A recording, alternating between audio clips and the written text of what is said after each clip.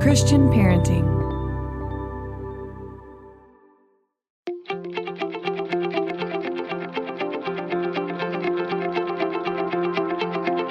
This is Cynthia Yanoff, and you're listening to Pardon the Mess. Each week we have honest discussions about the ups and downs of parenting and the lessons God is teaching us along the way. It's real, it's fun, and it's biblical. Life is messy. Don't walk the parenting road alone.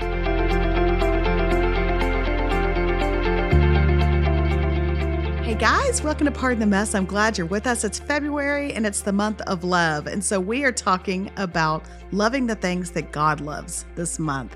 And today Susie Robb is with us. She's the perfect addition to our series on love as a mom, an interior designer, an author, and a business owner. And Susie talks with us about God's redemption in a really hard time in her life following a divorce.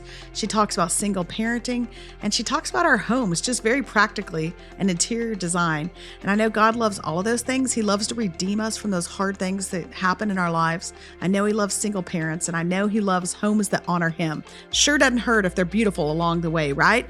And so she even gives us some of her favorite paint colors. She gives us some tricks and also some traps to avoid with interior design. And so don't ever let it be said that we are not full service here on Pardon the Mess. I'm so glad that Susie Robb is with us today, and I'm glad you're here too. Here we go.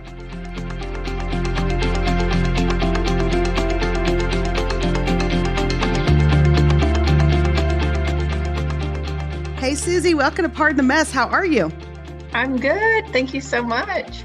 Oh my gosh, I'm so glad you're here today. I'm excited to talk to you about lots of things, but let's kick it off by just telling us where you are in life, about your people. I am a single mom in her late 30s. I'm 37. I've got two kids. They are 8 and my daughter's 6. So my son is 8 and my daughter's 6. I am owning a small business, and I am loving truly what God has done in my life and what I'm seeing Him unfold.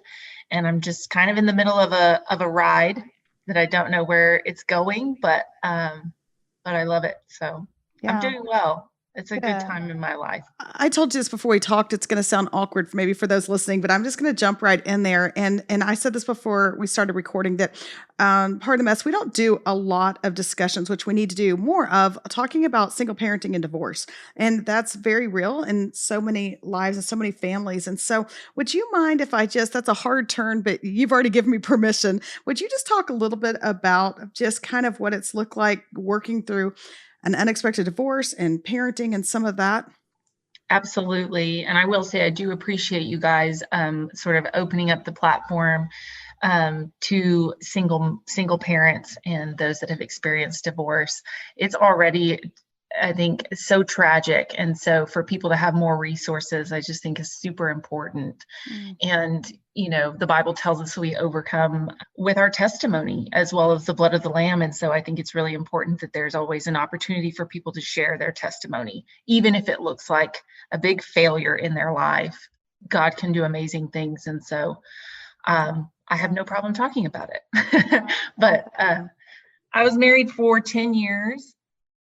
We had known each other since high school, and it was definitely not something I was ever think I never thought it would happen to us. And I certainly was raised that it is unacceptable. I feel like that added a lot of pressure. I stayed for about a year and a half, really trying to make it work, really hoping that God would just do a miracle in the relationship. And unfortunately, that didn't happen. And I got to a place where I did feel like He released me in a sense.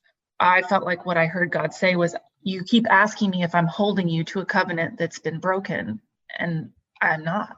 If that makes sense. It was kind of like I felt bound to the marriage, but there had been things that happened that, had broken that vow. And so I finally just had this peace that God would be with me wherever I went. If I continued to stay for the rest of my life in that situation, which I don't think is what would have been good for anybody, or to leave, that he would be with me. So I still take that, and I give that advice to those that are struggling, not to encourage them to walk away from marriage, because I still believe in the sanctity of it, but just to tell them that God is with you. And if you make a decision to leave or to stay, I think we're afraid he won't be there if we go through the wrong door, and that's just a lie. So I've found a lot of peace in knowing that that he'll be there. Yeah. Yeah, that's a good word. And so I know I've read that you teach divorce care, and I assume you probably went through some sort of divorce care class when you were walking that road. And so give us a couple things that you've learned or that you like to teach through divorce care that really speaks into some of the things that people that are dealing with divorce are dealing with. There's always so much shame, and a lot of people that have been through this, I think we can find ourselves masking it and talking about like, oh, it's so great, divorce is the best thing, and this is my second chance at life, and I'm going to make it awesome. And okay, that's wonderful, but there's so much pain. I think the one takeaway I had was truly just how painful these situations and scenarios are, and that even the ones that seem so eager to get out of a relationship are so heartbroken. And it's just the biggest takeaway was how it's truly grief counseling is what it is. It's nothing short of basically like a chaplain would be when you lose a loved one in the hospital.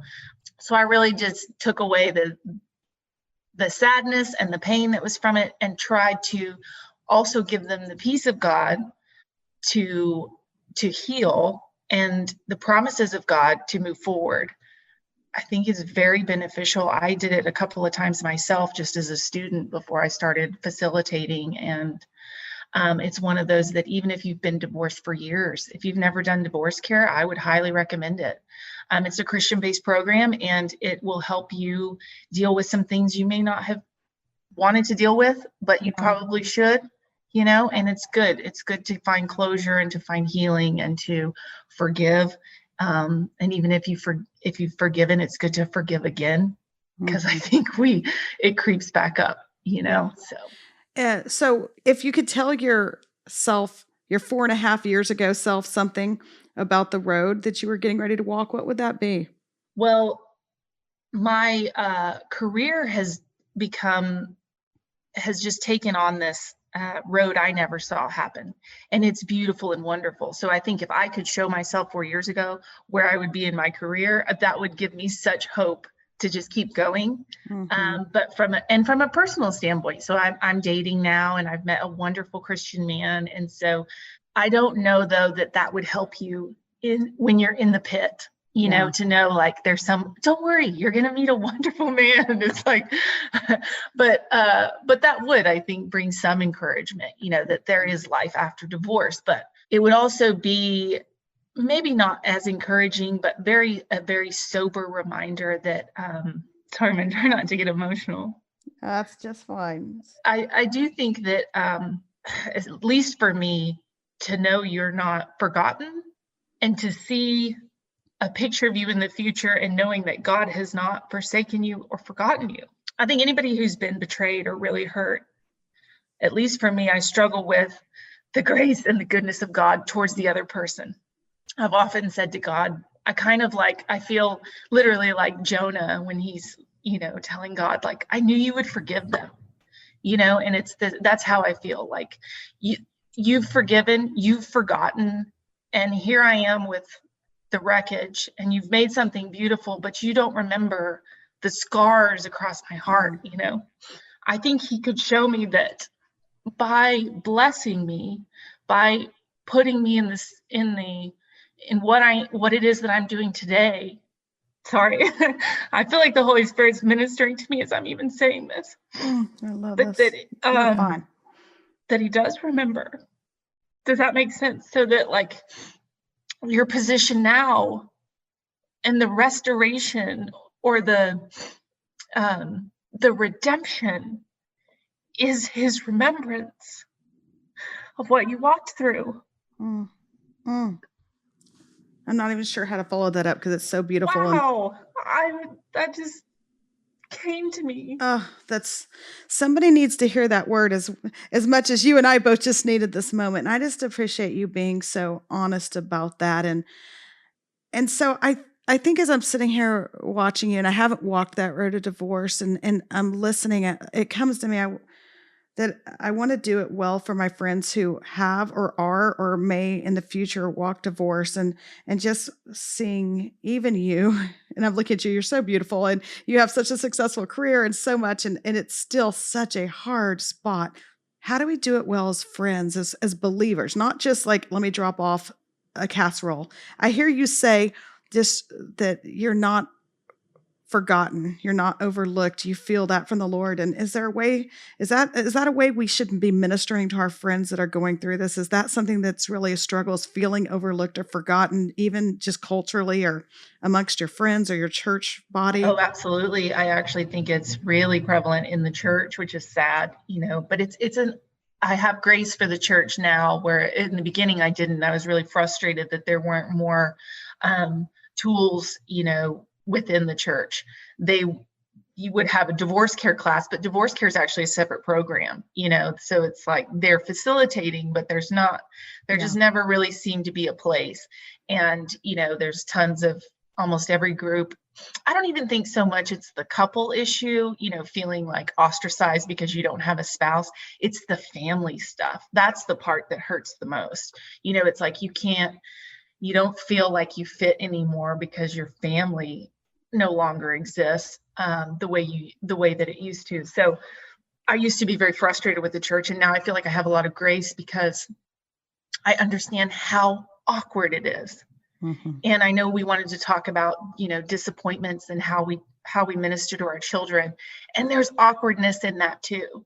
And I think it's coming to a place of saying, we don't know.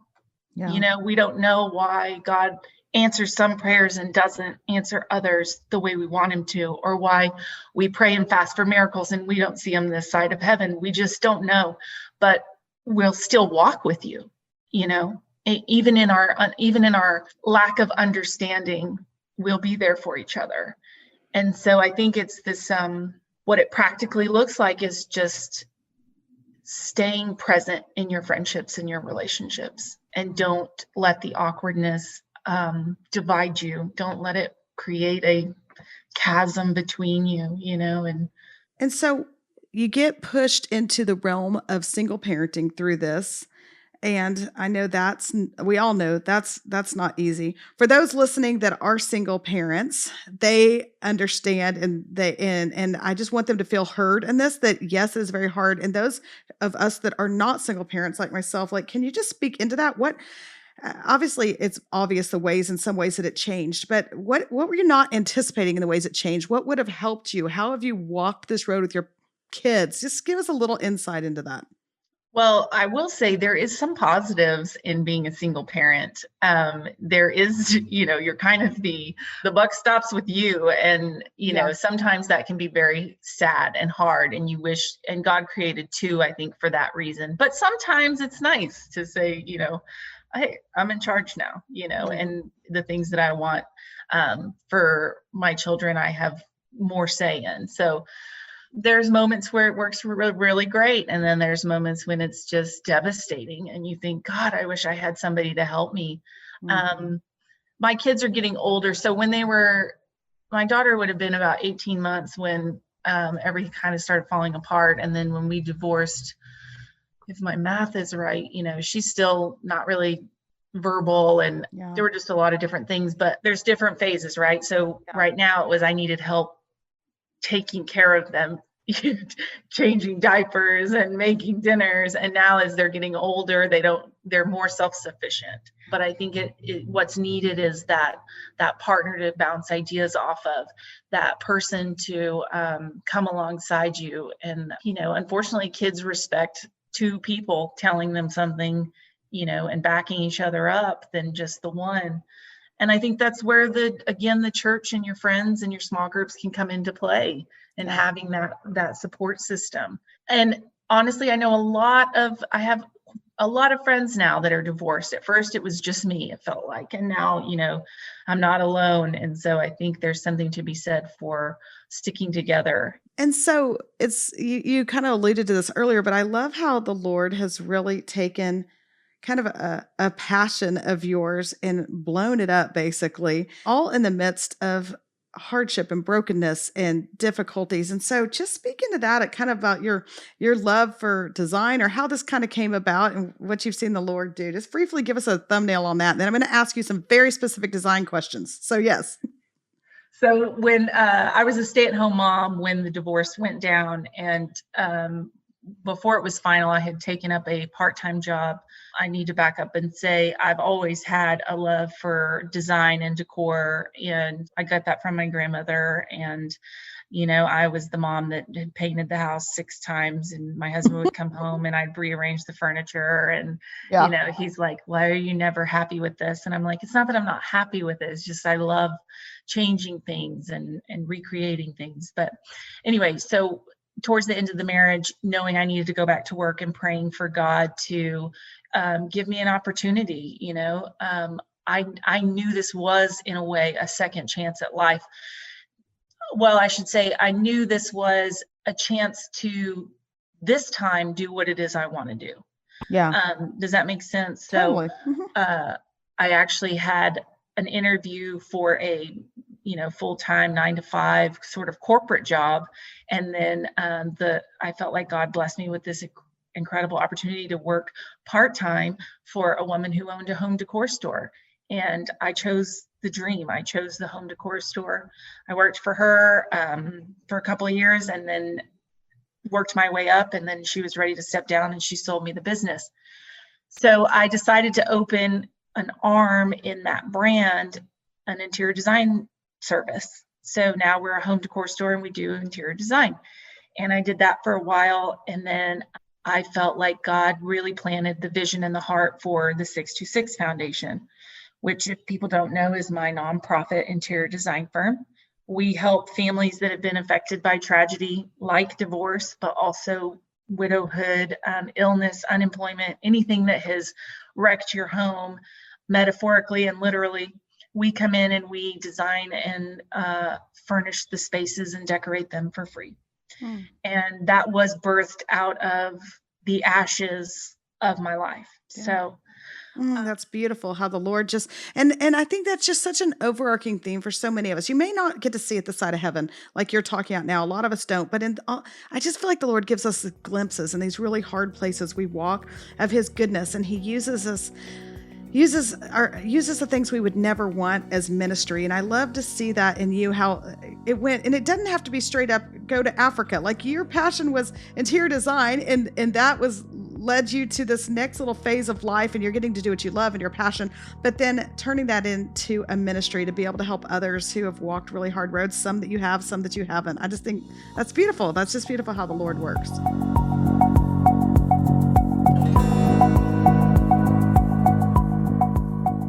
Hey guys, I'm jumping in here to tell you about a new kids book our friend Tim Tebow has out. It's called Bronco and Friends, A Party to Remember. This book helps young readers discover that even though some of our friends have different challenges, everyone is special and important. The lead character in the book, Bronco, is based off of Tim's real-life dog that passed away earlier this year. And all the animals in the book are named after wish kids that Tim has ministered to with life-threatening illnesses that have now gone to be with Jesus. Tim Tebow's story about animals with different challenges illustrates that God sees every one of us as special, important, and very needed. And what I love is the core message of this book is that what makes you different is what makes you special. I think that's a message we all need to hear. So go to broncoandfriends.com and grab a copy of this book for your kids. Again, broncoandfriends.com. Give us some ideas. What are some small things we can do for maximum impact in our homes? Well, I have to give myself a plug here because I do have lots of tips and lots of blog posts at susierobb.com, lots of practical. There's top design mistakes. I'm going to ask about that next. So yes. Okay. So susierobb.com, go there. But yeah, give us ideas, some of that. Give us something.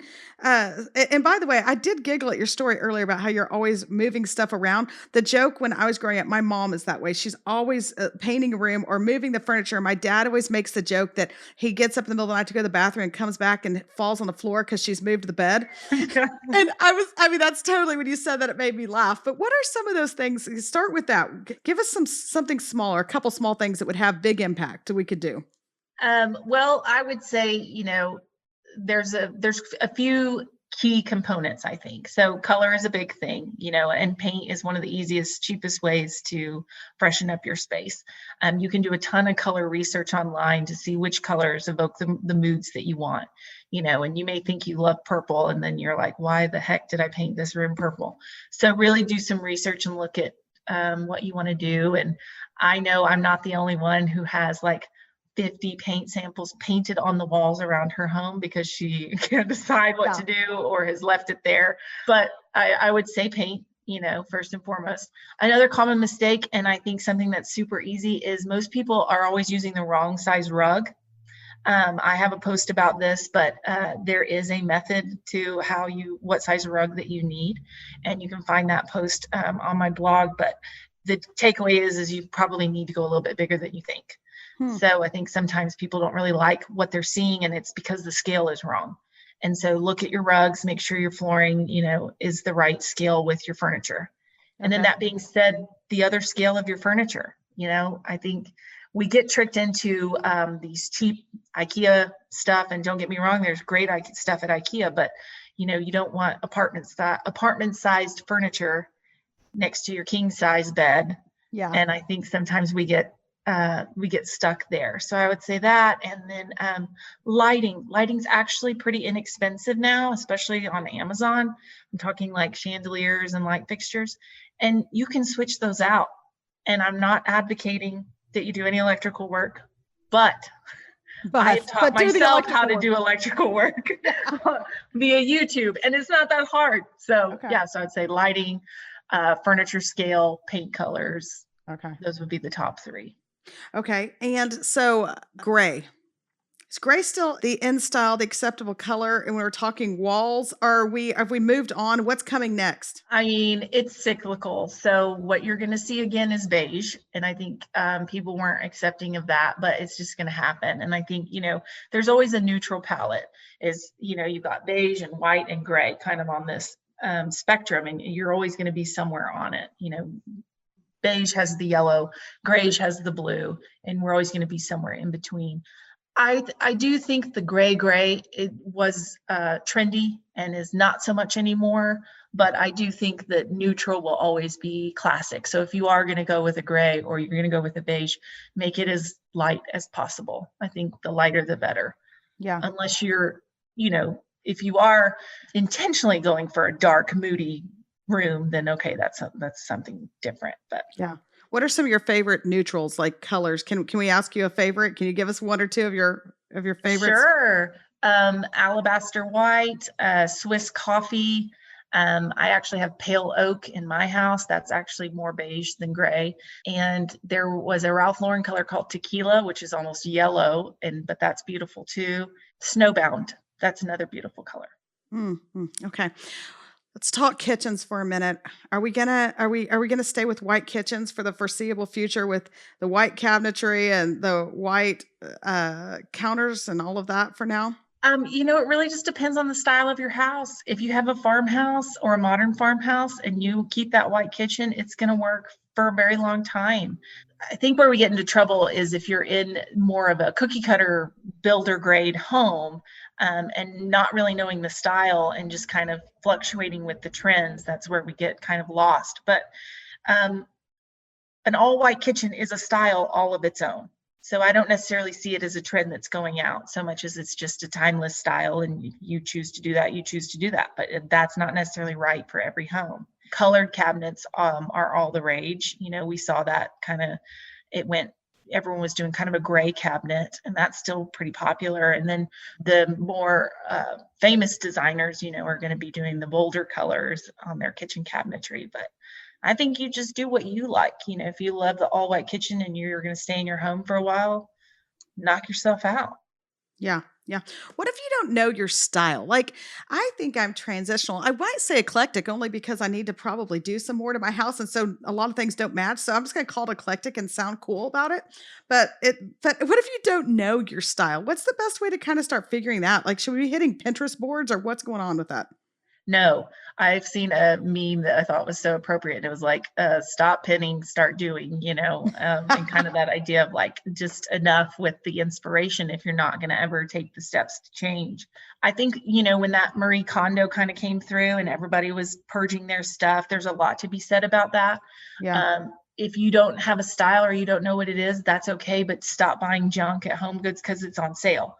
You need to really be intentional with your purchases and Yeah. buy pieces that you love, keep pieces that, what does she say, spark joy or bring you joy, and then everything else, it needs to go, and I think we get stuck in this cluttered look, not really liking and not really knowing what our style is because we have pieces that we don't even know why we still have those, Yeah. but you're afraid to take it down because then the wall looks bare, but it's almost like, well, you're never going to get a really good picture of what it is that you love until you see what it is that you really love.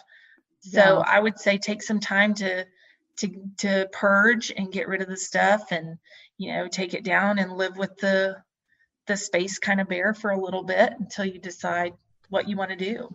Yeah. It's funny you say that because I think all of us, we have those certain things in our house. Like I know I will walk by something in my house for a year and then one day I'll be like, that's horrible. Why is that still there? Like that should be in the Goodwill pile. What is going on with this thing? So yeah, just maybe stopping and assessing what it is, what we actually have in our home. Does it make sense anymore? Oh, one other question about before we move on. Do you like that I'm kind of acting like I'm asking general questions, but I'm really getting my own design advice as we're talking? For people that are trying to do like, I think window treatments get tricky because there's always this like, and I know every space is different, but like, am I roller shading? I don't think I'm shuttering anymore. Are we doing big, beautiful curtains? I love beautiful fabric. How do we kind of decipher through that? Is there some rule of thumb on how you look at that? Or is it all just based on the house or the size of windows? What do you do? Yeah, it really is based on the house. And I hate to say that because I think people get frustrated, but it really is. If you're in a more traditional home and you have a traditional style and you want to do those big, heavy drapes, it works in the space. I think plantation shutters are timeless, absolutely timeless. That is something I love in every home that I go to, even if it technically doesn't fit the style, it's like, gosh, those are beautiful. Now we're seeing that trend with the black framed windows. Everybody's moving to black windows, and Yeah. no grids, and that looks great too. But if your view is ugly out that window, why do you want to do a big open Yeah. picture window, So just what works for the house. Always, if you are going to do window treatments, you better hang them as high as you can. I've got another blog post on that, high and wide. You want that window to look as big as possible. I like the roller shades, especially the bamboo. I think that adds really cool texture. And then again, if you have plantation shutters, I don't always think you need any drapery, it Okay. just looks really great on its own. So, and then I've seen more modern homes where they have no window treatments and it's just a straight shot. You can see right into the house, but Good night. I don't think my neighbors would appreciate that. There may be some complaints filed. Okay. And so then let's talk about kids. So, what my house would look like if I didn't have three kids is quite different than what it actually does look like at the moment. So, how do we meet that little? How do we cross between beautiful with the functional and practical? I think you have to be realistic. I think we get sucked into Pinterest and Instagram and we see these pristine places and it's not true. It's not reality. It's impossible to live in a space like that with children. Yeah, so there are tips, for organizing with baskets and different things with kids. But I think the most important thing is just to create a space where everybody feels really comfortable. And if you hate clutter, okay, then let's work on getting your stuff organized. But you need to let go of the idea that your home is going to look like a showroom at a furniture store. But I would also say, and something that I have learned just as being a single mom is letting the kids have their space. So in the past, and I will say this, when I was married, I was neurotic about keeping things clean and looking beautiful and everything's perfect. And I think that's a whole other topic, this idea of chasing perfection, especially in marriage. But now, really just because I don't have the time or the energy as a single parent to deal with it, my kids, like, they can do what they want with their rooms. If they want to hang the ugly, tacky Spider-Man poster, knock yourself out, kid, because I have time to work on that room, Yes. But it does free you in the more common spaces that you are going to spend your time in to get those to look the way they want. And it gives your children creative license to do what they like in their room. So I think it's okay to let your children mess up your perfectly curated Pinterest board in certain spaces in your house. For sure. That's funny you said also, and that is very, with my first child, I remember when she was getting older, she wanted to put up a certain poster or something. I don't remember. And I was like, well, you can put it in your closet in your bedroom. And now second child, my middle son, I literally just helped him the other day. He wanted some posters or something, and I'm not a poster kind of girl. So this is like me trying to love well.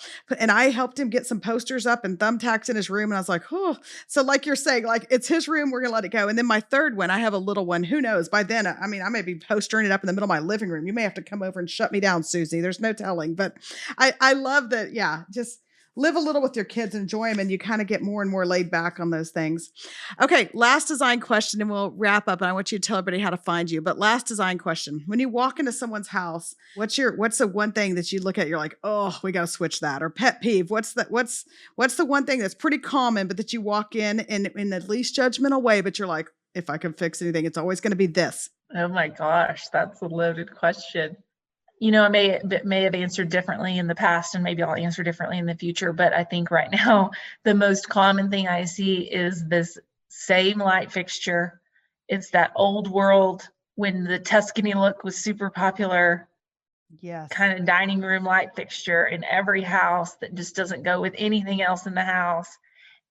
It would be changing the lighting. It really would. I think that's, for whatever reason, people think that that's either a luxury that they're waiting on. But again, there's very, very inexpensive light sources, and you can teach yourself how to switch it out. So, well, you've highly offended me by that, because I believe I have that on my entryway. So thanks for nothing, Susie. Okay. So how's everybody catch up with you? Shopfromsusie.com. That's the store. Okay. And you can find me on social media at From Susie. That's my Instagram handle. And then we have at 626 Foundation. And I will say, if you want to donate to our efforts, or if you feel like maybe you could help from a service like that, or someone that could help from a service like that, we take applications and referrals at 626foundation.org. Yeah, that's amazing. We will link all of this in podcast notes. Thanks for chatting with you. You're so fun. Absolutely. I was not expecting to cry at the first half and then talk design in the second, but I liked it. Wow, I'm glad you're here. Who is that talk show host that they used to always joke about? They'd make people cry. Who am I thinking of? Barbara Walters. Oh, yeah. Shoot. Gosh, I just aged myself. I'm like the Barbara Walters of Christian parenting today. So, hey, thanks for being... made somebody else cry? I don't know. Probably. I probably made myself cry more often than anything, especially when I listen back and edit. I'm like, oh, good grief. What was I talking about? So, hey, Susie Robb, so glad to meet you. Thanks for doing this. Thank you so much.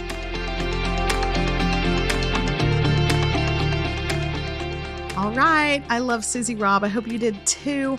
And a huge shout out to all of our single parents. Just know that we love you, and you are getting it right more than you're getting it wrong. And for those of us who are not single parents, let's make sure we're taking care of our people around us. And also make sure that you are listening to all the episodes. If you didn't listen last week to Nicole Hagen's Speaking into Special Needs, you need to listen to it. And the week before that, we had Lisa Harper talking about all things God, redemption, and loving Him well. So make sure you catch up and keep up with us. We're so glad you're here. We know your days are busy, so as always, thank you for joining us as we pardon the mess.